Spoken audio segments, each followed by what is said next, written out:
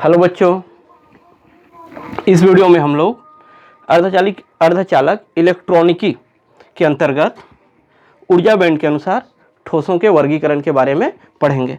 बच्चों, ऊर्जा बैंड के अनुसार ठोसों को 3 भागों में बांटा गया है। ठोसों को 3 भागों में बांटा गया है। पहला हो जाता है चालक,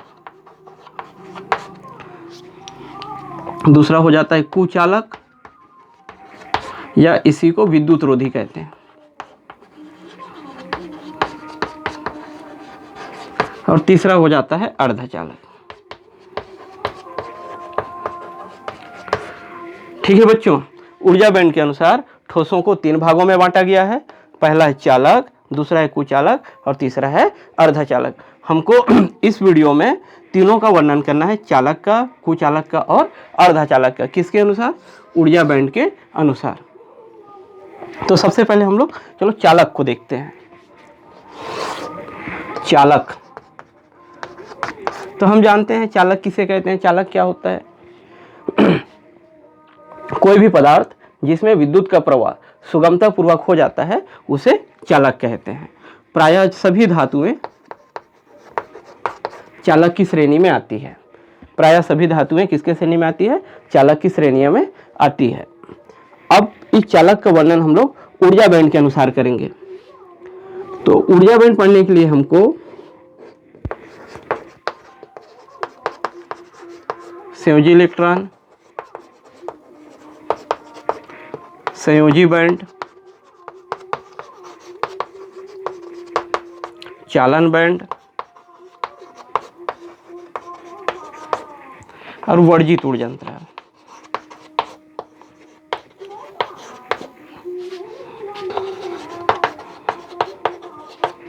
पहला हो गया, दूसरा हो गया, तीसरा हो गया और ये चौथा हो गया।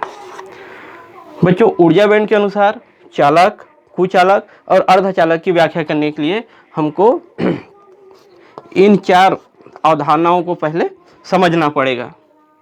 पहला है संयोजी इलेक्ट्रॉन। तो देखते हैं संयोजी इलेक्ट्रॉन किसे कहते हैं।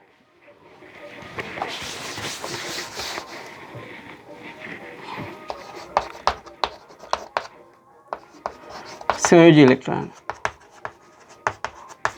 पहले जान लेते हैं संयोजी इलेक्ट्रॉन किसे कहते हैं।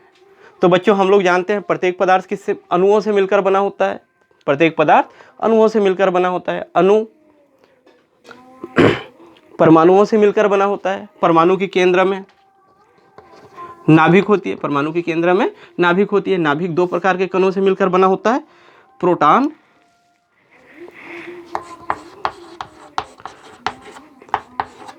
और न्यूट्रॉन। नाभिक 2 प्रकार के कणों से मिलकर बना होता है, एक प्रोटॉन और दूसरा न्यूट्रॉन। प्रोटॉन में धनावेश होता है जबकि न्यूट्रॉन में किसी प्रकार का आवेश नहीं होता। इस नाभिक के चारों ओर विभिन्न वृत्ताकार कक्षा में इलेक्ट्रॉन चक्कर लगाते रहते हैं। इस नाभिक के चारों ओर विभिन्न वृत्ताकार कक्षा में इलेक्ट्रॉन चक्कर लगाते रहते हैं। यहाँ इलेक्ट्रॉन है,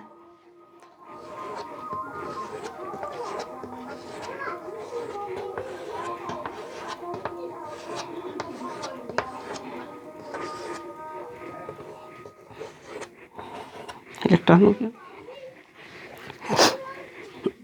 ये परमाणु का केंद्र है, जिस केंद्र में 2 प्रकार के कण पाए जाते हैं, एक प्रोटॉन और दूसरा न्यूट्रॉन। प्रोटॉन पे धनावेश होता है जबकि न्यूट्रॉन पे किसी प्रकार का आवेश नहीं होता है। इस नाभिक के चारों ओर इलेक्ट्रॉन विभिन्न वृत्ताकार कक्षा में चक्कर लगाते रहते हैं। हम जानते हैं इलेक्ट्रॉन पे ऋण आवेश होती है। प्रत्येक इलेक्ट्रॉन पर ऋण आवेश होती है।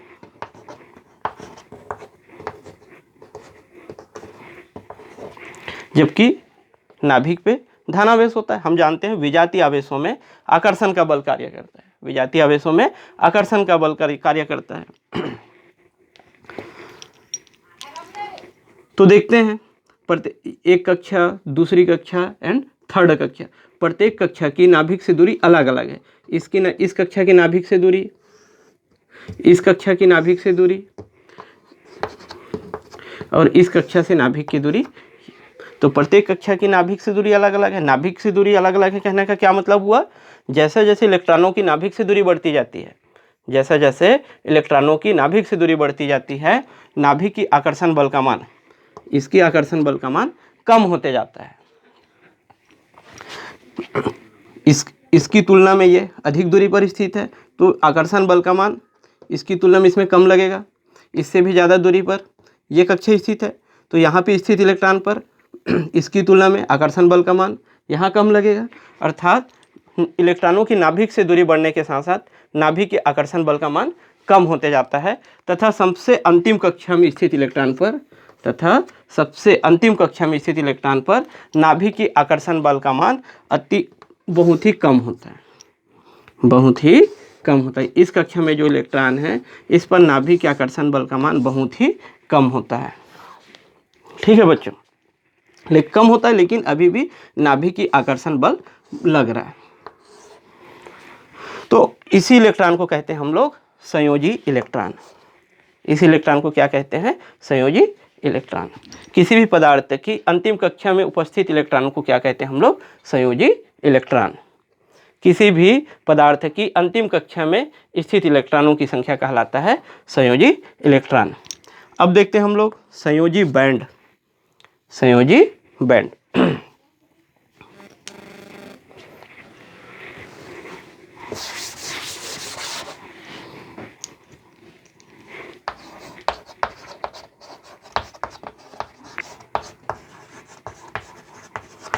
संयोजी बैंड, संयोजी बैंड किसे कहते हैं, संयोजी इलेक्ट्रॉनों की ऊर्जा के परास को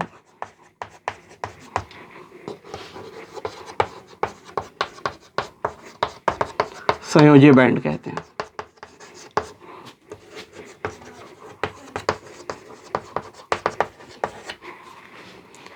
संयोजी इलेक्ट्रॉनों की ऊर्जा के परास को संयोजी बैंड कहते हैं। चलो इसको समझते हैं।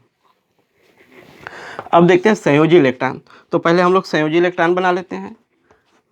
ये परमाणु का केंद्र हो गया है, इसके चारों ओर इलेक्ट्रॉन वृत्तीय कक्षा में चक्कर लगाते रहते हैं। तो अंतिम कक्षा में जो इलेक्ट्रॉन होगी, अंतिम कक्षा की जो इलेक्ट्रॉन है उसको कहते हैं हम लोग संयोजी इलेक्ट्रॉन। ये क्या है, ये संयोजी इलेक्ट्रॉन। तो संयोजी इलेक्ट्रॉन नाभिक के आकर्षण बल से बंधा होता है, नाभिक के आकर्षण बल से बंधा होता है। अच्छा, जो इलेक्ट्रॉन नाभिक की पास वाली कक्षा में होती है, जो इलेक्ट्रॉन नाभिक के पास वाली कक्षा में होती है, वो नाभिक से दृढ़तापूर्वक बंधा रहता है, दृढ़तापूर्वक बंधा रहता है। और जैसे जैसे नाभिक से दूरी बढ़ती जाती है, उस इलेक्ट्रॉनों की बंधन क्षमता कम होते जाता है, उन इलेक्ट्रॉनों की बंधन क्षमता कम होती जाती है। तथा अंतिम कक्षा में जो इलेक्ट्रॉन होती है उस पर नाभिक के आकर्षण बल का मान बहुत ही कम होता है, लेकिन रहता है। मतलब इन इलेक्ट्रॉनों के पास वर्तमान में अपने पास इतना ऊर्जा नहीं है कि ये इलेक्ट्रॉन नाभिक की आकर्षण बल से मुक्त होकर इस पृष्ठ पर इधर उधर गति करने लगे। तो संयोजी इलेक्ट्रॉनों की ऊर्जा के परास को संयोजी बैंड कहते हैं। अब इस 3 कक्ष दिख रहा है, पहला नंबर का कक्ष हो गया, ये दूसरा नंबर का कक्ष हो गया, और ये तीसरा नंबर का कक्ष। जैसे जैसे नाभिक से कक्षों की दूरी बढ़ती जाती है, जैसे जैसे नाभिक से कक्षों की दूरी बढ़ती जाती है, उन कक्षों की ऊर्जा का मान भी बढ़ते जाता है। नाभिक के सबसे पास वाली कक्षा की ऊर्जा का मान सबसे कम होगा, उससे दूर वाली कक्षा, इस कक्षा की ऊर्जा का मान इसकी तुलना में अधिक होगा, और इस वाली कक्षा की ऊर्जा का मान इसकी तुलना में अधिक होगी। तो इस वाली कक्षा में जो इलेक्ट्रॉन है उसकी ऊर्जा क्या होगी, अधिकतम होगी, लेकिन इतनी ऊर्जा नहीं है कि वो नाभिक के आकर्षण बल से मुक्त होकर पृष्ठ पर इधर उधर गति करने लगे। तो इन्हीं इलेक्ट्रॉनों की ऊर्जा के परास को, मतलब कितनी ऊर्जा है इनकी, इसकी ऊर्जा कितनी रेंज तक है, उसके बैंड को ही हम लोग क्या कहते हैं, संयोजी बैंड कहते हैं। ठीक है बच्चों, समझ में आया। संयोजी इलेक्ट्रॉनों के ऊर्जा के परास को संयोजी बैंड कहते हैं। मान लो इन इलेक्ट्रॉनों की ऊर्जा 5 इलेक्ट्रॉन वोल्ट है, तो इस संयोजी इलेक्ट्रॉनों की ऊर्जा बैंड क्या हो जाएगी, 0 से 5 इलेक्ट्रॉन वोल्ट। जैसे ऐसे ऊर्जा आरेख खींचते हैं हम लोग, तो ये 0 हो गया, तो ये मान लो 1 2 3 4 5, तो यहाँ से यहाँ तक का बैंड क्या कहलाएगा, संयोजी बैंड। क्या कहलाएगा, संयोजी बैंड। ठीक है, समझ में आया संयोजी बैंड। अब देखते हैं चालन बैंड। चालन बैंड,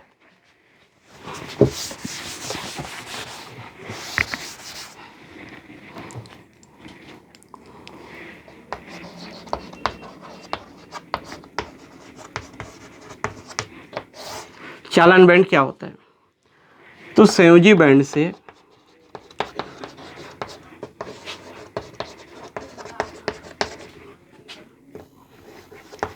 ऊपर की ऊर्जा स्तर की बैंड को संयोजी बैंड कहते हैं। चालन बैंड कहते हैं।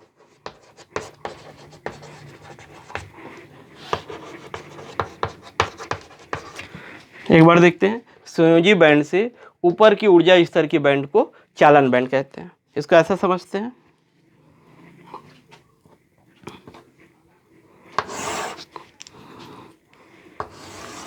ऊर्जा इस दिशा में बढ़ रही है।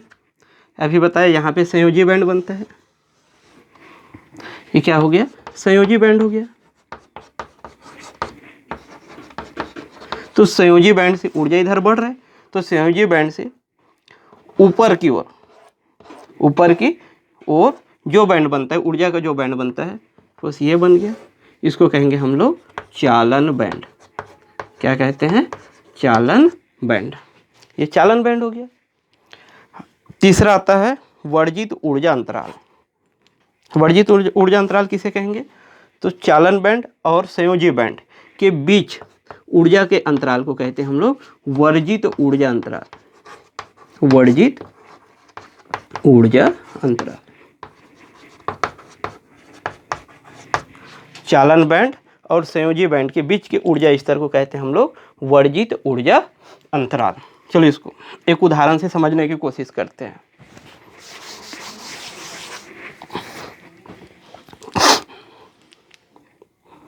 तीनों को समझने की कोशिश करते हैं, चालन बैंड, वर्जित ऊर्जा अंतराल और संयोजी बैंड। तो सबसे पहले हम लोग एक नाभिक बना लिए, वृत्ताकार कक्षा बना लेते हैं।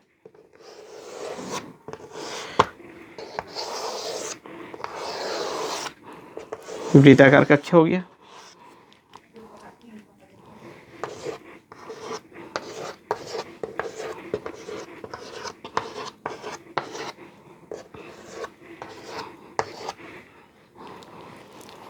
ये नाभिक हो गया। इसमें 2 प्रकार के कण हैं, प्रोटॉन और न्यूट्रॉन। ये इलेक्ट्रॉन, ये पूरा क्या है, इलेक्ट्रॉन। इलेक्ट्रॉन पे माइनस आवेश होता है, इसमें सब में माइनस आवेश है।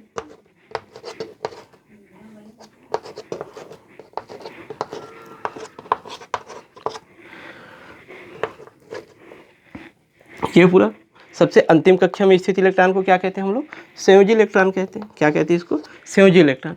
मान लो संयोजी इलेक्ट्रॉन की ऊर्जा, 0 से 5 इलेक्ट्रॉन वोल्ट की है। 0 से 5 इलेक्ट्रॉन वोल्ट की है। मान लो संयोजी बैंड की ऊर्जा स्तर 0 से 5 इलेक्ट्रॉन वोल्ट की है। संयोजी बैंड, इसकी ऊर्जा, इस कक्षा में स्थित इलेक्ट्रॉनों की ऊर्जा 0 से 5 इलेक्ट्रॉन वोल्ट की है। तो ये हो गया। यहाँ लिख दे हम लोग 0 1 2 3 4 5 6 2 मिनट मिटाते हैं, इसको थोड़ा बड़ा बनाते हैं। ये ऊर्जा को बढ़ते क्रम में दिखाया गया। ये 0 हो गया, 1 2 3 4 5 6 7 8 9 10 11 12 13 14। मान लो संयोजी, ये संयोजी कक्षा हो गया। सबसे बाहर कक्षा में स्थित इलेक्ट्रॉन, सबसे बाहरी कक्षा की इलेक्ट्रॉनों की ऊर्जा 0 से 5 इलेक्ट्रॉन वोल्ट है, मान के चल रहे हैं। तो 0 से 5 इलेक्ट्रॉन वोल्ट, तो इसी के रेंज को क्या कहेंगे हम लोग? संयोजी बैंड कहेंगे।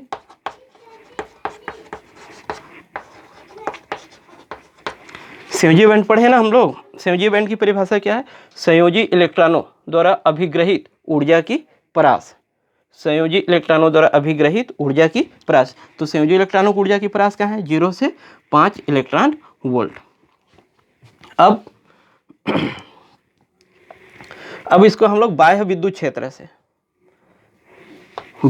क्षेत्र से ऊर्जा देते हैं।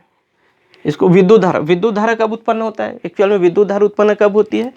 तो ये इलेक्ट्रॉन, जो संयोजी इलेक्ट्रॉन जो है या मुक्त इलेक्ट्रॉन जो है, जब अपने पृष्ठ पर गति करते हैं, जब ये इधर उधर गति करने लग जाएगा, इसमें इधर उधर गति करने लग जाएगा, तब यही इलेक्ट्रॉन विद्युत धारा का निर्माण करते हैं।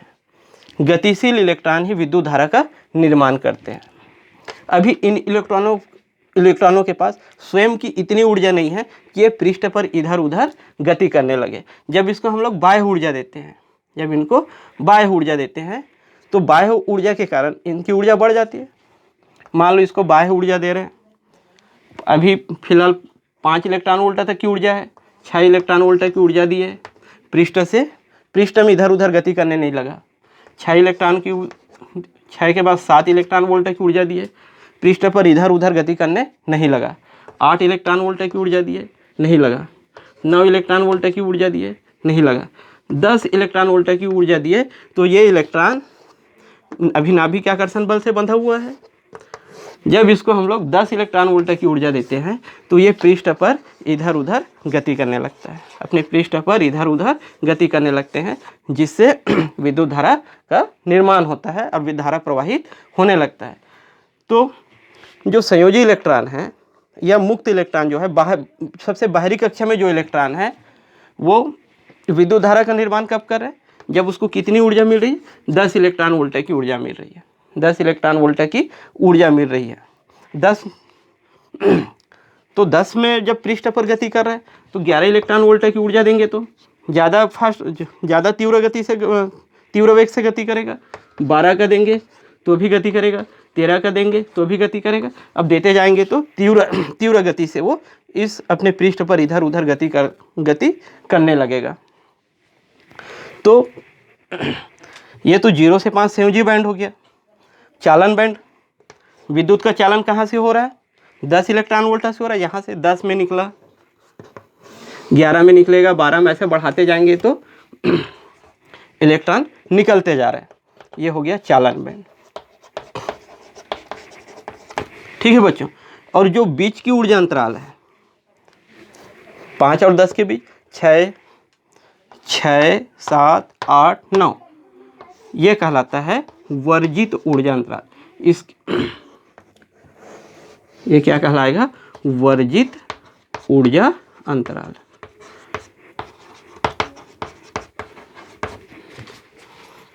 वर्जित ऊर्जा अंतराल। ठीक है, आशा करता हूँ आप लोगों को संयोजी बैंड, चालन बैंड और वर्जित ऊर्जा अंतराल समझ में आया होगा। अब इस तीनों की सहायता से हम लोग चालक, कुचालक और अर्धचालक की व्याख्या करेंगे। सबसे पहले हम लोग चालक को देखते हैं।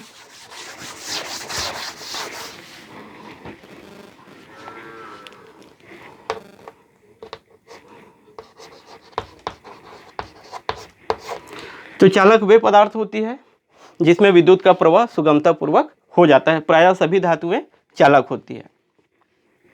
ऊर्जा बैंड के अनुसार चालक की व्याख्या करने के लिए कोई भी पदार्थ निम्न दो परिस्थितियों में ही चालक की भांति व्यवहार करता है। पहला परिस्थिति है जब चालन बैंड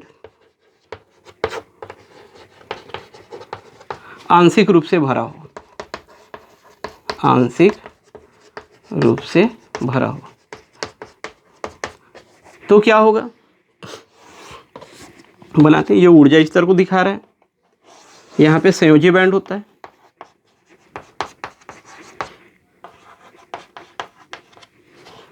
यहाँ पे चालन बैंड होती है, और बीच की ऊर्जा अंतराल को कहते हैं हम लोग वर्जित ऊर्जा अंतराल।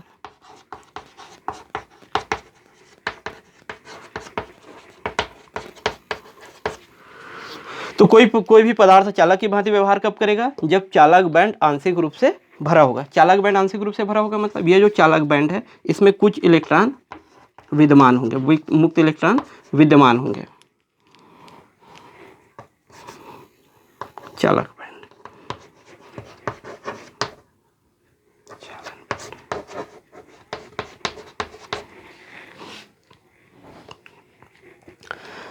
अच्छा, हम लोग बाह्य विद्युत क्षेत्र जब लगाते हैं तो बाह्य विद्युत क्षेत्र हमेशा चालन बैंड पे लगाया जाता है। बाह्य विद्युत क्षेत्र हमेशा चालन बैंड पर लगाया जाता है। संयोजी बैंड बाह्य विद्युत क्षेत्र को ग्रहण करने की स्थिति में नहीं होती है। एक चीज़ और ध्यान रखेंगे, संयोजी बैंड हमेशा इलेक्ट्रॉनों द्वारा भरा होता है, पूर्ण रूप से या आंशिक रूप से इलेक्ट्रॉनों द्वारा भरा होता है। अब चालन बैंड में पहले से ही कुछ इलेक्ट्रॉन उपस्थित है, चालन बैंड आंशिक रूप से भरा हुआ है, तो जब इसको बाह्य विद्युत क्षेत्र देंगे, बाह्य विद्युत क्षेत्र लगाएंगे तो इन इलेक्ट्रॉनों की गतिज ऊर्जा में वृद्धि होगी, इन इलेक्ट्रॉनों की ऊर्जा में वृद्धि होगी। इन इलेक्ट्रॉनों की ऊर्जा में वृद्धि होने से क्या होगा, ये इलेक्ट्रॉन क्या करेगा, इस बैंड में इधर उधर गति करने लगेगा, इस बैंड में इधर उधर गति करने लगेगा। और गतिशील इलेक्ट्रॉन ही क्या करते हैं, विद्युत धारा का निर्माण करते हैं। मतलब इस पदार्थ में से होकर विद्युत का प्रवाह होना शुरू हो जाएगा, और जिस पदार्थ में विद्युत का प्रवाह होता है उसे क्या कहते हैं, चालक। मतलब वो पदार्थ चालक की भांति व्यवहार करेगा। अब दूसरा कंडीशन इसकी, ये तो पहला परिस्थिति हो गया किसी भी पदार्थ की चालक होने के लिए कि वो पदार्थ की चालक बैंड आंशिक रूप से भरा हुआ। दूसरा परिस्थिति है इसकी, जब चालन बैंड, संयोजी बैंड और चालन बैंड, संयोजी बैंड और चालन बैंड परस्पर अतिव्याप्त हो। अतिव्याप्तक मतलब ओवरलैप हो।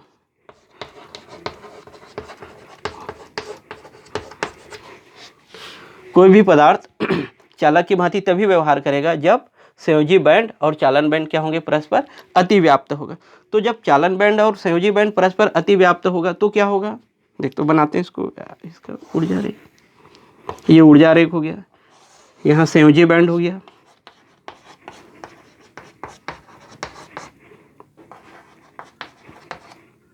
और चालन बैंड को अतिव्याप्त कर रहे हैं,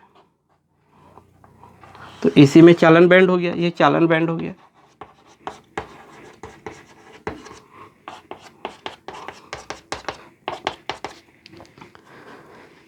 तो जब चालन बैंड में अपन विद्युत क्षेत्र लगाएंगे, चालन बैंड में विद्युत क्षेत्र लगाएंगे, तो चालन बैंड में विद्युत क्षेत्र लगाएंगे तो क्या होगा, यहाँ की जो इलेक्ट्रॉन, संयोजी बैंड में जो इलेक्ट्रॉन है उसकी ऊर्जा में वृद्धि हो जाएगी, और उसकी ऊर्जा में वृद्धि होने के फलस्वरूप वो चालन बैंड की ओर क्या हो जाएगा, गति करने लगेगा, चालन बैंड की ओर गति करने लगेगा, जिससे चालन बैंड में विद्युत धारा प्रवाहित होने लगती है, जिससे चालन बैंड में विद्युत धारा प्रवाहित होने लगती है। विद्युत धारा प्रवाहित होने लगेगी मतलब वो पदार्थ चालक के भांति व्यवहार करेगा।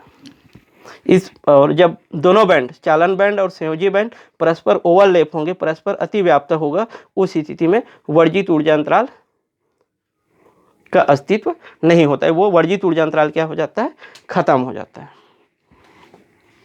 तो ये हो गया चालक। तो चालक के बारे में दो कंडीशन देखें। कोई भी पदार्थ निम्न दो परिस्थितियों में ही चालक के भांति व्यवहार करता है। पहला परिस्थिति है जब चालन बैंड आंशिक रूप से भरा होता है। दूसरा परिस्थिति है जब संयोजी बैंड और चालन बैंड परस्पर अतिव्याप्त होते हैं। और दूसरा चीज देखते हैं हम लोग चालक के बाद, कुचालक या विद्युत रोधी किसे कहते हैं। कुचालक विद्युत रोधी भी कहते हैं। पहले कुचालक की परिभाषा देख लेते हैं। कुचालक किसे कहते हैं? ऐसा पदार्थ जिसमें विद्युत का प्रवाह नहीं होता है उसे कुचालक कहते हैं। जैसे ऐसा पदार्थ जिसमें, ऐसा पदार्थ जिसमें विद्युत का प्रवाह नहीं होता है, विद्युत का प्रवाह नहीं होता है, ऐसा पदार्थ जिसमें विद्युत का प्रवाह नहीं होता है कुचालक कहलाता है, कुचालक पदार्थ कहलाता है। जैसे रबर, कागज इत्यादि। ठीक है बच्चों, तो कुचालक किसे कहते हैं? ऐसा पदार्थ जिसमें विद्युत का प्रवाह नहीं होता है उसे कुचालक पदार्थ कहते हैं। अब कुचालक की व्याख्या ऊर्जा बैंड के अनुसार करते हैं।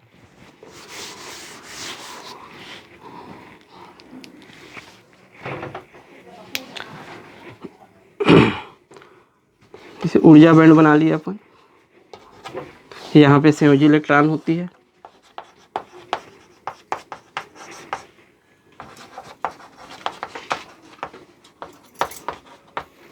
यहाँ पे चालन बैंड होता है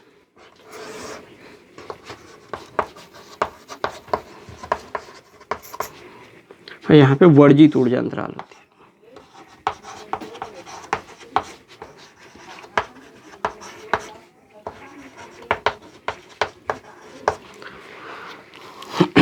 तो कुचालक की स्थिति में जब कोई पदार्थ कुचालक होती है तो चालन बैंड और संयोजी बैंड के बीच वर्जित ऊर्जा अंतराल का मान इतना अधिक होता है, ये गैप इतना ज़्यादा होता है। पहली बात तो इस स्थिति में चालन बैंड में कोई भी इलेक्ट्रॉन उपस्थित नहीं रहता है। चालन बैंड में कोई भी इलेक्ट्रॉन उपस्थित नहीं होने से चालन बैंड में बाह्य विद्युत क्षेत्र भी लगाएंगे तो बाह्य विद्युत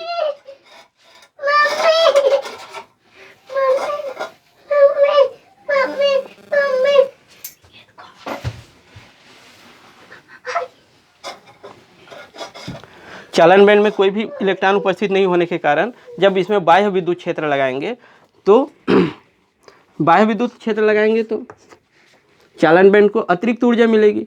तो अतिरिक्त ऊर्जा मिलेगी तो यहाँ तो अपने पास इलेक्ट्रॉन ही नहीं है, तो गति कौन करेगा? ठीक है, तो बाह्य विद्युत क्षेत्र लगाने के बाद भी चालन बैंड में विद्युत धारा प्रवाहित नहीं होता। विद्युत धारा प्रवाहित कब होगा? जब यहाँ पे इलेक्ट्रॉन रहेगा और विद्युत क्षेत्र लगाएंगे तो इलेक्ट्रॉन चालन बैंड में क्या करने लगेगा? गति करने लगेगा और इलेक्ट्रॉन की गति से ही विद्युत धारा का निर्माण होता है। लेकिन कुचालक की स्थिति में चालन बैंड में पहले से कोई भी इलेक्ट्रॉन उपस्थित नहीं रहता है, इस कारण विद्युत क्षेत्र लगाने पर भी इसमें विद्युत धारा का प्रवाह नहीं होता है। और वर्जित ऊर्जा अंतराल का मान बहुत अधिक होने के कारण संयोजी बैंड के इलेक्ट्रॉन भी ऊष्मीय ऊर्जा के कारण चालन बैंड में नहीं पहुंच पाता है। उदाहरण के लिए हीरा की वर्जित ऊर्जा अंतराल का मान 6 इलेक्ट्रॉन वोल्ट का होता है। हीरा के लिए वर्जित ऊर्जा अंतराल का मान कितने का होता है? 6 इलेक्ट्रॉन वोल्ट का होता है। ये हो गया कुचालक या विद्युत रोधी। कुचालक पदार्थ में विद्युत का प्रवाह इसलिए नहीं हो पाता क्योंकि चालन बैंड में कोई भी इलेक्ट्रॉन उपस्थित नहीं रहता है और ना ही संयोजी बैंड के इलेक्ट्रॉन चालन बैंड में जा सकते हैं, क्योंकि दोनों के बीच वर्जित ऊर्जा अंतराल का मान बहुत अधिक होता है। अब तीसरी चीज पढ़ेंगे हम लोग, अर्धचालक।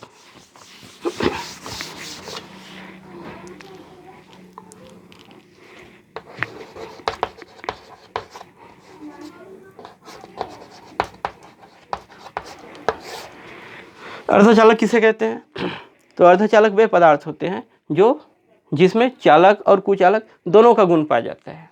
जिसमें चालक और कुचालक दोनों का गुण पाए जाते हैं उसे कहते हैं हम लोग अर्धचालक। अर्धचालक की स्थिति में ऊर्जा बैंड के अनुसार इसकी व्याख्या करते हैं। ये संयोजी बैंड हो गया,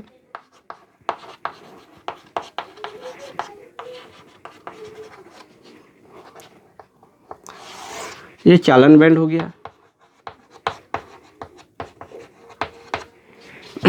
संयोजी बैंड हमेशा इलेक्ट्रॉनों द्वारा भरा होता है। तो अर्धचालक की स्थिति में जो वर्जित ऊर्जा अंतराल का जो मान जो होता है बहुत ही कम होता है, बहुत ही कम होता है। परम शून्य ताप पर, परम शून्य ताप पर संयोजी बैंड का कोई भी इलेक्ट्रॉन चालन बैंड में नहीं पहुंच पाता है। संयोजी बैंड का कोई भी इलेक्ट्रॉन चालन बैंड में नहीं पहुंच पाता है, जिसके कारण चालन बैंड में कोई भी धारा प्रवाहित नहीं होता है। चालन बैंड में कोई भी धारा प्रवाहित नहीं होता है परम शून्य ताप में, परम शून्य ताप।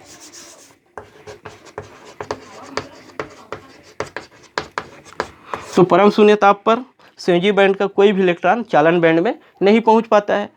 तो इलेक्ट्रॉन के अभाव में, इलेक्ट्रॉन के अभाव में चालन बैंड में से कोई भी धारा प्रवाहित नहीं होती है। धारा प्रवाहित नहीं होती है मतलब परम शून्य ताप पर जो अर्धचालक पदार्थ है कुचालक की भांति व्यवहार करता है। धारा प्रवाहित नहीं हुआ मतलब वो कुचालक या विद्युत रोधी हो गया।